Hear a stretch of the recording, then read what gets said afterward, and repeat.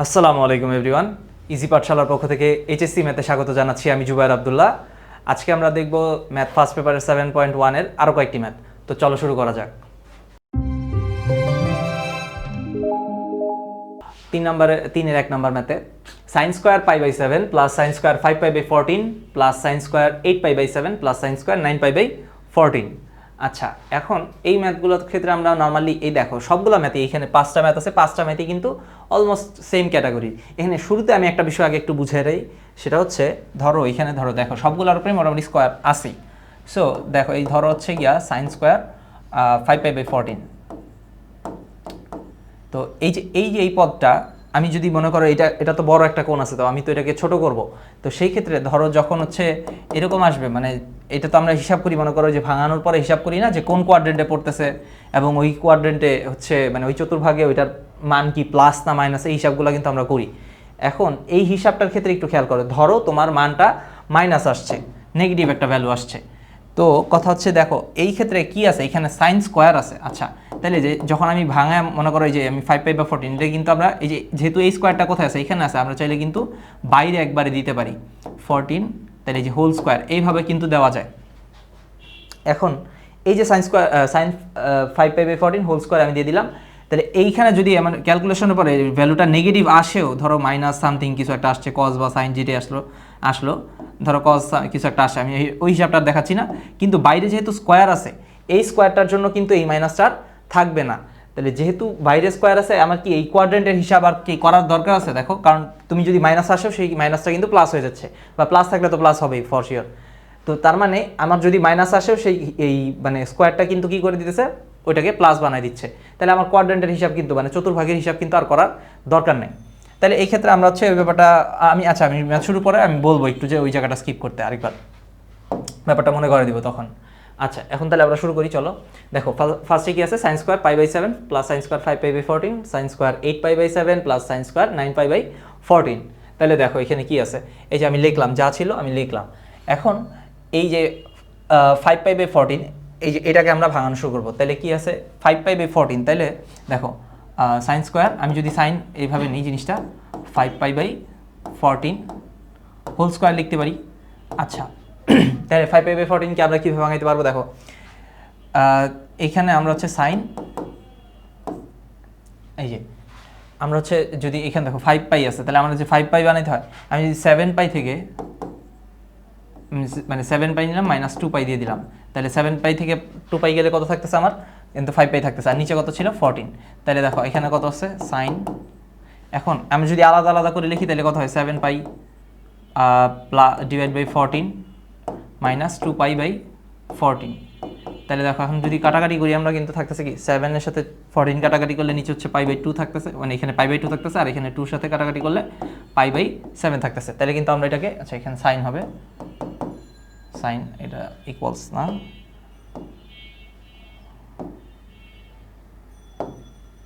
আচ্ছা তাহলে এইভাবে কিন্তু আমরা জিনিসটাকে লিখতে পারবো। আর বাইরে যেহেতু স্কোয়ার ছিল, এটা স্কোয়ারটা অবশ্যই দিতে হবে আমাদেরকে।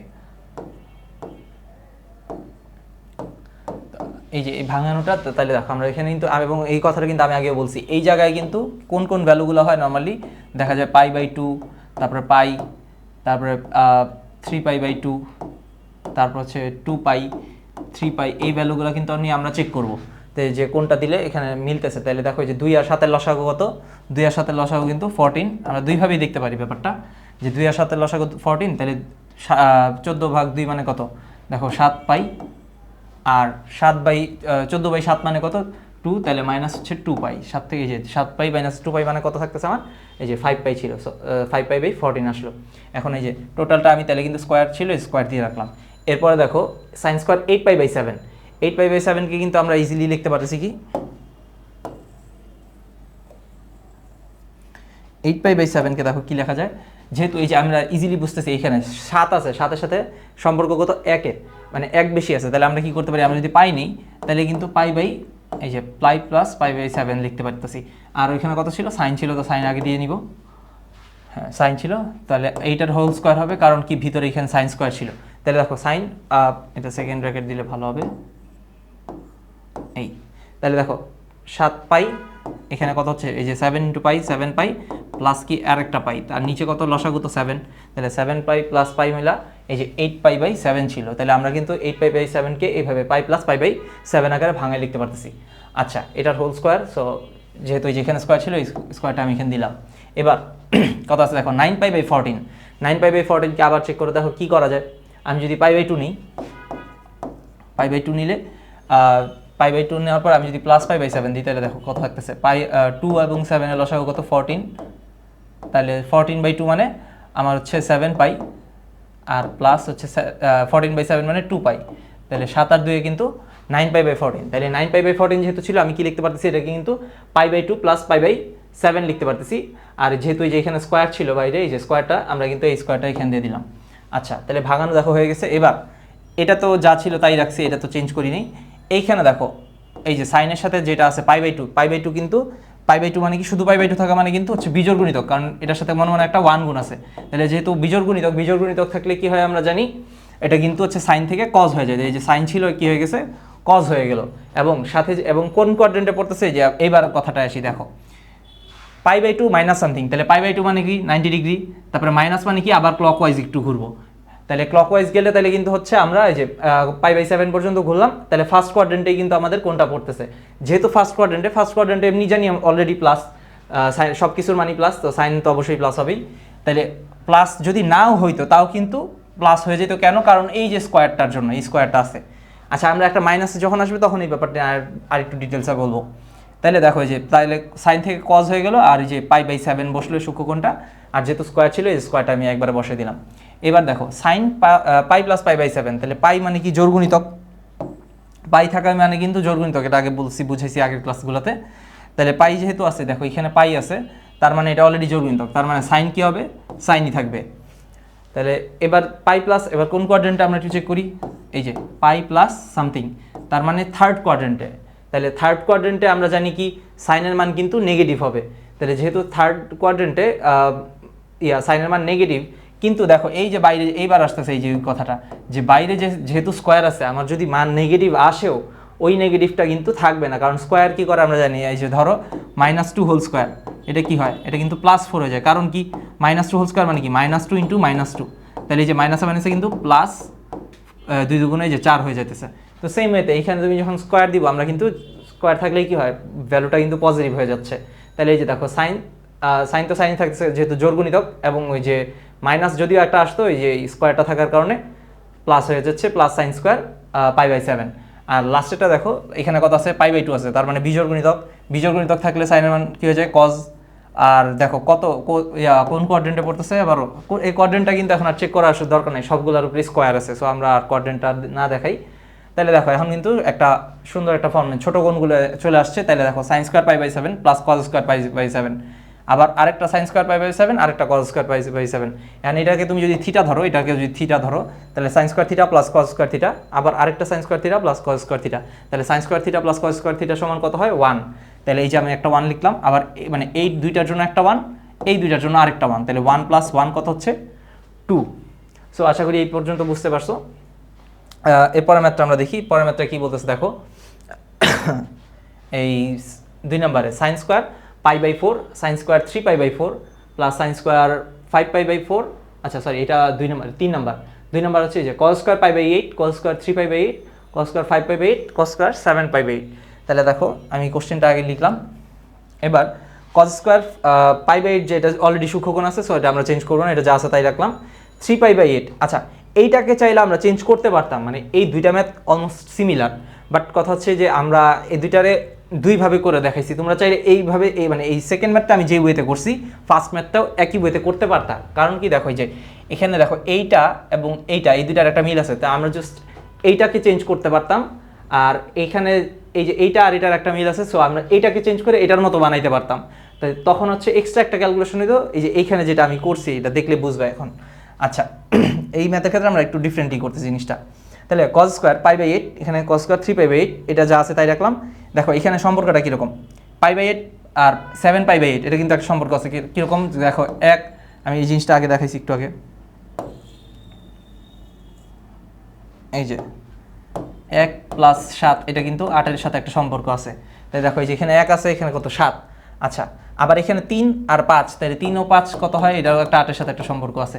তাহলে এই দুইটা একটা জোড়া বানাবো, এই দুইটা দিয়ে একটা জোড়া বানাবো। তাহলে আমরা চেঞ্জ করে এইটাকে এটার মতো বানানোর চেষ্টা করব এবং এইটাকে এটার মতো বানানোর চেষ্টা করব। তাহলে দেখো cos স্কয়ার π/8 যা ছিল রাখলাম, cos স্কয়ার 3π/8 এটাকেও যেভাবে ছিল ওইভাবেই রাখলাম। এখন এটাকে চেঞ্জ করে এটার মতো বানানোর চেষ্টা করতেছি। তাহলে কী হবে বলো তো? দেখো পাই মাইনাস 3π/8 এটা আমি যদি লিখি, তাহলে দেখো কীভাবে মিলে। পাই 8 মানে 8 এর সাথে গুণ হলে 8 পাই, উপরে মাইনাস কত 3 পাই, তাহলে 3 পাই গেল। তাহলে কত থাকতেছে নিচে হচ্ছে লসাগু তো 8, তাহলে দেখো 8 থেকে 3 গেলে কিন্তু 5π/8 থাকতেছে। আচ্ছা, আর এই পোর্শনটা, হ্যাঁ, তাহলে আমি পাই মাইনাস 3π/8 লিখতে পারি। দেখো এখানে কিন্তু যে 3π/8 আছে, এখানেও 3π/8 আছে, তাহলে কিন্তু এই সূক্ষ্মকোণটা এখানে আসবে তখন, মানে এটার সাথে ম্যাচ হতেছে আমার। আর এরপরে cos স্কয়ার কত আছে 7π/8, এটাকে আমরা কি লিখতে পারি যে 8 পাই, দেখো এটা আমি যদি বিয়োগ করি তাহলে কত আসতেছে আমার 8 পাই মাইনাস পাই, তাহলে কিন্তু 7π/8 লসাগু যেহেতু 8, সো 8 নিচে থাকতেছে। তাহলে এই দেখো 8 পাই মাইনাস পাই কত হচ্ছে 7π/8 থাকলো। আর এই যে এখানে যেটা ছিল সেটা আসতেছে। এখন এখানে যে দেখো এই π/8 এখানেও কত π/8, তাহলে কিন্তু আমার দুইটাই সেম থাকতেছে। তাহলে আমি এখন যদি আমরা ভাঙানো তো শেষ, কিন্তু আমরা এখন যদি মানগুলা লিখি তাহলে কত হবে, cos স্কয়ার π/8 যা ছিল তাই রাখলাম, cos স্কয়ার 3π/8 কিছু চেঞ্জ করে নিয়েছি ওইটা এইভাবেই থাকবে, আর cos তোমার হচ্ছে পাই মাইনাস সামথিং, তাহলে পাই কি জোড়গুণিতক তার মানে কি cos থাকবে, আর 3π/8 যেটা 3π/8 থাকলো। এখন আমরা কোয়াড্রেন্টের হিসাব চাইলে করতে পারি, কিন্তু কথা হচ্ছে বাইরে স্কোয়ার আছে, কোয়াড্রেন্টের হিসাব করে যদি মাইনাস আসেও লাভ নাই, ওই মাইনাস দিয়ে কোনো কাজই আসবে না আমাদের। তাহলে আমরা একবারে এখন আর কোয়াড্রেন্টের হিসাব করবো না, কারণ বাইরে যদি স্কোয়ার আছে সব অলরেডি সব কিছু প্লাস। তাহলে সূক্ষ্মকোণটা কত 3π/8 বসাই দিলাম। এরপরে দেখো লাস্টেরটা কি ছিল, cos, এই যে আবারও জোড়গুণিতক, যেহেতু পাই মানে কি জোড়গুণিতক বলে আসছি আমি, তাহলে জোড়গুণিতক থাকলে কি হয়, cos তো cosই থাকবে, π/8 ছিল π/8 বসাই দিলাম, যেহেতু বাইরে স্কোয়ার আছে কোয়াড্রেন্ট হিসাব দরকার নাই। আচ্ছা, এবার দেখো তাইলে এখন ঘটনা কি হচ্ছে,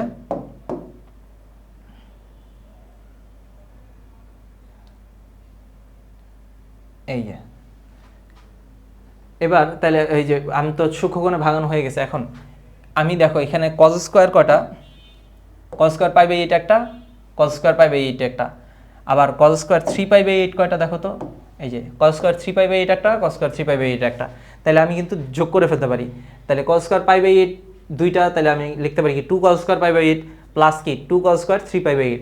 এখন দুই জায়গায় 2 থাকতেছে, 2 যদি আমি কমন নিয়ে নিই তাহলে একসাথে লেখা যায় যে 2 cos square 3π/2 into cos square π/8 plus cos square 3π/8। তাহলে এখান থেকে 2 কমন নিয়ে রাখছি। এখন দেখো এখনও কিন্তু আমি কিছু করতে পারছি না, কারণ যোগ বিয়োগ করা যায় না, কারণ একটা cos স্কয়ার, দুইটাই cos স্কয়ার, কিন্তু হচ্ছে গিয়া এখানে π/8 এখানে আছে 3π/8। এখন এই 3π/8টারে আমরা যদি আবার ভাঙি তাহলে দেখো কি হচ্ছে, আমরা হচ্ছে এই যে π/2 এভাবে লিখতে পারি, এই যে π/2 মাইনাস π/8। তাহলে দেখো কি হয়, 8 আর 2 লসাগু কত, নিচে 8, তাহলে 8/2 মানে হচ্ছে 4, তাহলে 4 পাই মাইনাস কত 8/8 মানে তো 1, তাহলে 1 পাই, এই যে 4 থেকে একটা পাই গেলে কত 3π/8 থাকতেছে। তাহলে 3π/8কে কিন্তু আমরা কি করতে পারতেছি, এই যে এইভাবে ভাঙায় লিখতে পারতেছি আবারও π/2 মাইনাস π/8। আচ্ছা, আর বাইরে স্কোয়ার ছিল, বাইরে স্কোয়ারটা রাখলাম। তাহলে দেখো 2 বাইরে ছিল, 2 রাখলাম, cos স্কয়ার π/8। তাহলে এটা দেখো বিজোড় গুণিতক দেখাই যেতেছে π/2, π/2 সাথে মানে মনে মনে কত গুণ আছে 1, তাহলে 1 থাকলো, π/2 বিজোড় গুণিতক থাকলে cos কি হয়ে যাবে sin।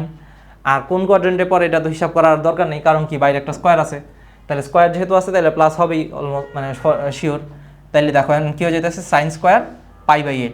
তাহলে দেখো একটা cos স্কোয়ার π/8 প্লাস কি sin স্কোয়ার π/8, π/8 আমরা যদি থিটা ধরি তাহলে কি এটা π/8 থিটা, এখানেও কি থিটা, তার মানে cos square theta plus sin square theta, তাহলে তার মানে কত, সেটা কিন্তু 1 ফর্মুলা অনুযায়ী আমরা জানি এটা। তাহলে 1, তাহলে এই যে এখানে 1 বসাইলাম, আর এই বাইরে কত ছিল 2, তাহলে 2 × 1 মানে কত হচ্ছে 2, অ্যান্সার কিন্তু এটাই। সো আশা করি বুঝতে পারছো। পরের ম্যাথটা আমরা দেখি, দেখো কি বলতেছে এখানে।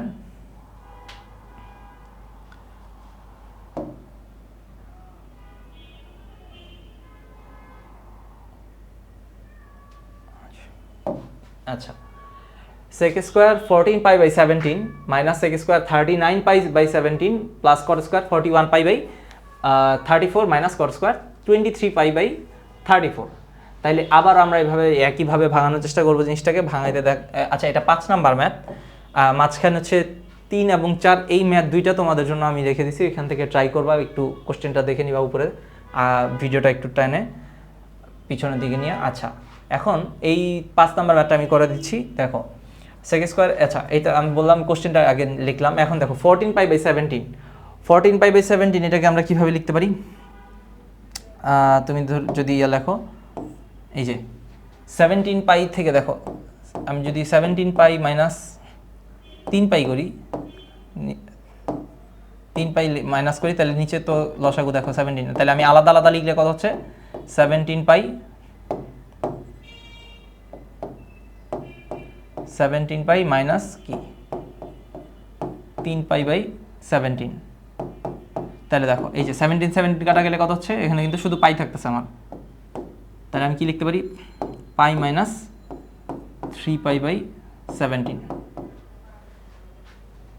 আচ্ছা, তাহলে যেহেতু যে 14 আনার জন্য কি করছিলাম আমরা? 17 থেকে 3 বাদ দিতেছিলাম, যাতে এই যেখানে যেহেতু 14 ছিল, তাহলে কিন্তু দেখো তোমার কত হচ্ছে, এই যে আমরা যদি এবার দুইটা আলাদা আলাদা করে লিখি, তাহলে কিন্তু 17 কাটা যায়, তাহলে পাই মাইনাস 3 পাই বাই 17 থাকতেছে। তাহলে আমরা এইভাবে ভাঙাই জিনিসটাকে, এই যে পাই মাইনাস 3 পাই বাই 17। আর 39 আছে। আচ্ছা, 39 এর সাথে সম্পর্কটা কীরকম? 17-র আমরা কিন্তু জানি কত লেখা যায় এটাকে, এই যে 17-র সাথে 17 দুগুণ কত? 34। তাহলে আমরা যদি 2 পাই নেই, তাহলে দেখো 2 পাই প্লাস কত নেওয়া যায়? 5 পাই বাই 17। কারণ কি দেখো 17 দুগুণ 34 আর 5 কত? 39। তাহলে এখানে ছিল কত? 39। তাহলে আমরা এইভাবে ভাঙাইতে পারি 2 পাই প্লাস 5 পাই বাই 17। এবার আছে কত দেখো? 41। তাহলে 41-এর জন্য তাহলে আমরা চেক করি, 41-এর সাথে আমরা যদি 3 পাই বাই 2 নিই, দেখো 3 পাই বাই 2 নিলে মিলতেছে। দেখো কেন?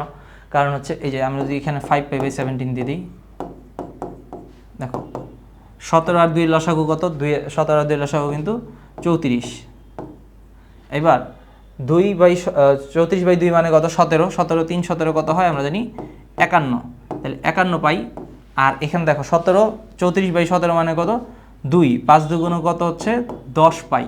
তাহলে কত হচ্ছে? 51 থেকে 10 গেলে কিন্তু আমার 41 পাই বাই 34 এটা থাকতেছে। দেখো এখানে কি ছিল? এই যে 41 পাই বাই 34। এবং এটা আগেও বলছি আমি যে এইখানে এই কোণগুলোর মধ্যে এই যে এই জায়গাগুলো কিন্তু নর্মালি 3 পাই বাই 2, তারপর হচ্ছে পাই, এগুলো দিয়ে আমরা একটু চেক করে দেখবো। পাই বাই 2 এই কোণগুলো দিয়ে আমরা একটু চেক করে দেখবো। 2 পাই 3 পাই এগুলো কিন্তু একটু চেক করে দেখবো। যারা বুঝি মানে একটু বুঝতে সমস্যা হয় তারা এই ওয়েতে করতে পারবা, কোনো সমস্যা নেই। আচ্ছা, এখন কট স্কোয়ার লাস্টে আছে কট স্কোয়ার 23 পাই বাই 4। তাহলে এটাকে আমরা কীভাবে ভাঙতে পারি? দেখো এই যে যেহেতু 23, তাহলে আমরা হচ্ছে যদি পাই বাই 2 3 পাই বাই 17 এটা নেই, তাহলে দেখো কত হয়? পাই বাই 2 হচ্ছে প্লাস 3 পাই বাই 17। তাহলে দেখো এইখানে 2 আর 17 লসাগু কত? 34। তাহলে 2 আর 17 লসাগুটা আমি এখন দেখো 34 ভাগ 2 মানে কত? 17 পাই। আর প্লাস কত? দেখো 17 আমরা যদি 34কে 17 দ্বারা ভাগ করি, তাহলে কত থাকতেছে? 2, 3 দুগুণ কত? 6, তাহলে 6 পাই। 17 আর 6 কিন্তু আমার এই যে 23 পাই চলে আসতেছে। সো 23 পাই বাই কত? 6, সরি 34।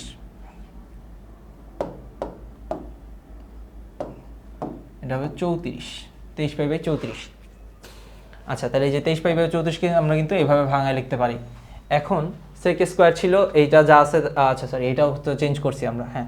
তাহলে সেক স্কোয়ার 3 পাই বাই 17 এটা কেন হচ্ছে? কারণ দেখো এখানে পাই জোড়গুণিতক, তার মানে জোড়গুণিতক থাকবে মানে কি সেক থাকবে, এবং বাইরে স্কোয়ার আছে, সো কোয়াড্রেন্টের হিসাব কিন্তু আমাদের করার দরকার নেই। আর এখানেও দেখো বাইরে মানে এখানে সবগুলো স্কোয়ার আছে, সো কোয়াড্রেন্টের হিসাবে আমরা যাবোই না, আমরা একবার খালি জোড় না বিজোড় দেখে বসাবো। তাহলে 2 পাই, তার মানে কি জোড়গুণিতক সেক থাকবে। এইখানে দেখো এটা কিন্তু বীজগণিতক, এই যে বাইরে একটা 3 গুণ আছে, তাহলে 3 সাথে যে পাই বাই 2 ব্যাপারটা এরকম। তাহলে 3 তো বিজোড় সংখ্যা, পাই বাই 2 এর সাথে গুণ আছে যেহেতু, তাহলে বিজোড় সংখ্যা যেহেতু, তার মানে কি বিজোড় গুণিতক থাকলে কিন্তু কট চেঞ্জ হয়ে গিয়ে যাবে 10। তাহলে এই যে 10 হয়ে গেল, বাইরে স্কোয়ার ছিল স্কোয়ার দিলাম, আর কত সূক্ষ্ম কোণটা কত? যে 5 pi by 17। So 5 pi by 17 বসে দিলাম। এবার দেখো লাস্টে এই যে আবারও বিজোড় গুণিতক, এই যে পাই বাই 2 বিজোড় গুণিতক যেহেতু, তার মানে কি কট ছিল, কট চেঞ্জ হয়ে গিয়ে হবে 10 হয়ে যাবে। আর সূক্ষ্ম কোণটা কি ছিল? 3 পাই বাই 17 বসালাম। এবার দেখো বসানোর পরে এখন সেক স্কোয়ার, আচ্ছা এই ফর্মুলা আশা করি সবাই জানো, আমি একটু দেখাই।